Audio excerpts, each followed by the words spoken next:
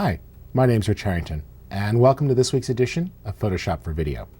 Today, we're going to take a look at an incredibly useful command called the color range command.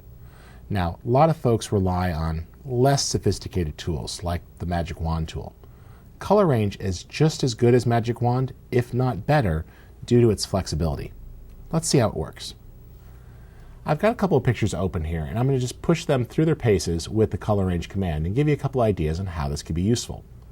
Let's go ahead and choose Select Color Range and click on the rocks down here, and notice that it's selected all the red in the rocks. And the color range window gives you a useful preview. Now under CS4 we have this option called Localize Color Clusters, and that allows you to sort of set a range so as you click it only selects within a certain area and then branches out. If you don't care about that, you can leave that off if you want and just start to click and drag through, but notice how the sky started to get selected. So let's go ahead and take advantage of that color clusters option there, and we'll just option click and cancel will become reset. And we can click, and there we go. That worked well. Hold down the shift key, start to drag through a little bit. We could pull the fuzziness down, and what we're just trying to do is select the mountain area. And that did a nice job. That looks good. I'll click OK, and you'll notice that we have a nice active selection well defined by the area of bricks. I'll go ahead and add an adjustment for levels, and we can open that up just a bit. And you see there we're just affecting the rocks. So that looks pretty good. Open that up, put a little contrast back in, and you can quickly see there how we were able to make a very localized adjustment.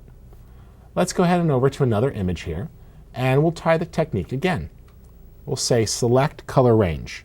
Now let's zoom in just a little bit here on the car and try that.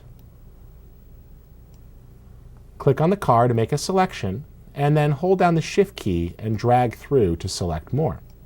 And you see it starts to pick up more of the car. There we go.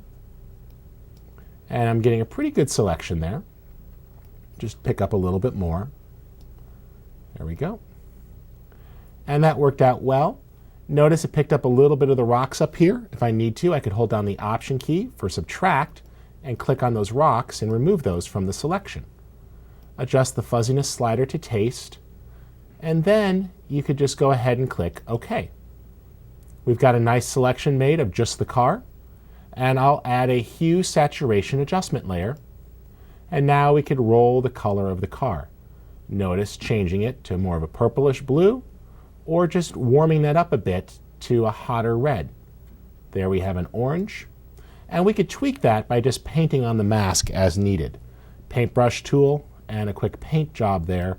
We could pick up more area, but that's working really well. Let's go ahead and set that back closer towards the 0 value and simply pop the saturation, making the car much redder and darkening it down just a bit. And you see lots of flexibility there where you can make a very isolated adjustment.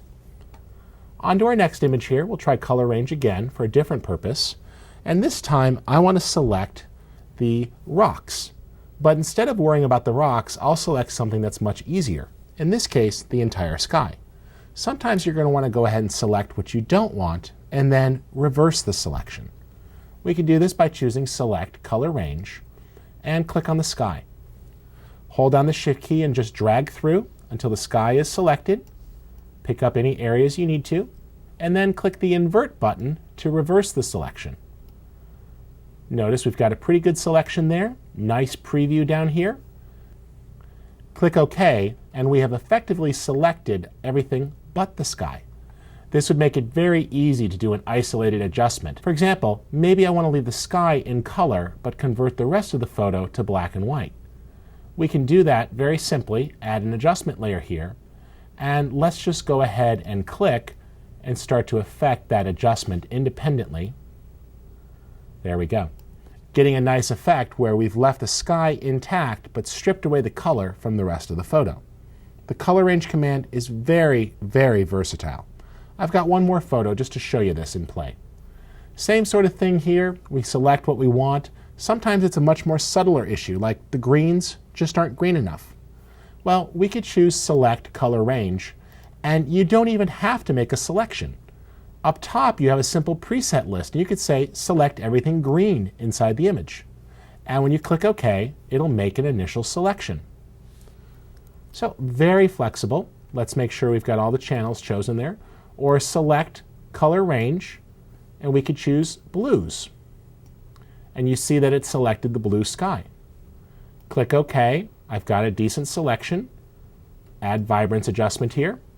And notice that I can go after just the blues in the sky, popping those, making them bluer, or pulling them down a little bit so they're not as intense.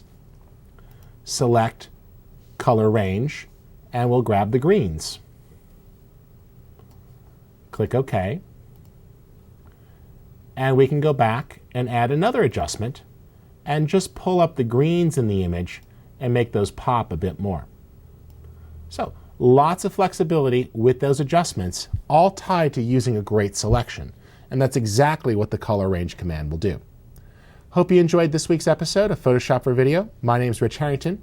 I invite you to check out more. You'll find me at creativecow.net in the Photoshop forums answering questions. Thanks again.